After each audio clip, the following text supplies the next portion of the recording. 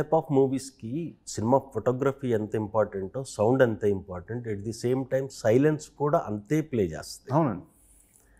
మిమ్మల్ని బాగా సైలెన్స్‌లో కానీ, సౌండ్‌లో గానీ మిమ్మల్ని బాగా ఇంప్రెస్ చేసిన సిట్యుయేషన్స్ ఏమైనా ఉన్నాయా? సైలెన్స్‌లో మీరు యాక్ట్ చేయడం కష్టమా? లేదంటే సౌండ్స్ తోటి మీరు ఇది చేయడం ఎక్కువ అయిందా? అంటే ఒకటండి ఏంటంటే 2 రకాలు ఈక్వల్ ఇంపార్టెంట్ అండి. ఎందుకంటే సైలెన్స్ ఒక్కోసారి ఇంపార్టెంట్ అండి ఇలాంటి సినిమాలకి. అలాంటి ఆర్ఆర్ కూడా ఎస్పెషల్లీ ఈ సినిమాకి వచ్చేటప్పటికి ఏమవుతుందంటారంటే మోర్ థ్రిల్లర్ కాబట్టి అండి మీకు మనకి సౌండ్ డిజైన్ అండి మన అది బాగా ముఖ్యమండి. అలాగే డిఓపి మీరు అన్నట్టు ఇందాక అది అది చాలా ముఖ్యమండి. అండ్ వన్ మోర్ థింగ్ ఏంటంటే బ్యాక్గ్రౌండ్ స్కోర్ అండి.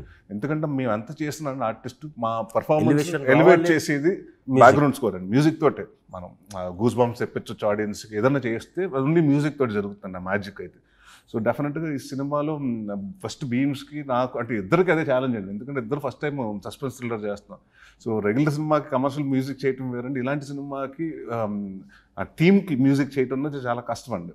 సో ఇద్దరు ఛాలెంజ్గా తీసుకున్నారు. అండ్ బీమ్స్ గారికి ఏంటంటే అండ్ ఫస్ట్ నుంచి ఒకటి చెప్పాడండి, సార్ ఈ సినిమా ఇప్పటి వరకు నేను అన్ని కమర్షియల్ సినిమాలు చేస్తున్నాను కానీ ఇప్పుడు నన్ను నమ్మి ఒకళ్ళు ఎప్పుడు ఇలాంటి నాకు థ్రిల్లర్ నా చేతిలో పెట్టలేదండి. సో నేను అసలు నా సౌండింగ్ ఏంటి ఇప్పుడు ఆడియన్స్కి ఒక కైండ్ ఆఫ్ బీమ్స్ అలవాటు అయిపోయింది. సో నాకు I just want completely show my side అని హీ వెంట్ ఆల్ అంటే చాలా కష్టపడండి. అంటే దాదాపు అని ముందే చెప్పాడండి. ఒకటి ఏం చెప్పారంటే నన్ను లాస్ట్ 15 రోజుల్లో రిలీజ్ ఉంది, మీరు వచ్చి ఇప్పుడు ఆర్ఆర్ చేయండి, ఎలాంటివి ఏం పెట్టద్దు, 2 months ఇవ్వండి, నేను నోట్స్ రాసుకుంటాను. నేను నోట్స్ రాసుకున్న తర్వాత నేను కూర్చుని అన్ని చేసుకున్న తర్వాత కొన్ని ట్రాక్స్ అన్ని రెడీ చేసుకున్న తర్వాత మీకు అప్పుడు చూపిస్తానని దాని తర్వాత డైరెక్టర్ గారికి చూపట్టడం జరిగిందండి. సో ఆయన సాంగ్స్కి చాలా ఈజీగా చేశాడు కానీ ఈ సినిమాకి ఆర్ఆర్కి బాగా కష్టపడ్డాడు. టైం కూడా ఎక్కువ ఆయనకి సాంగ్స్ కంటే ఆర్ఆర్కి ఎక్కువ టైం తీసుకున్నానండి.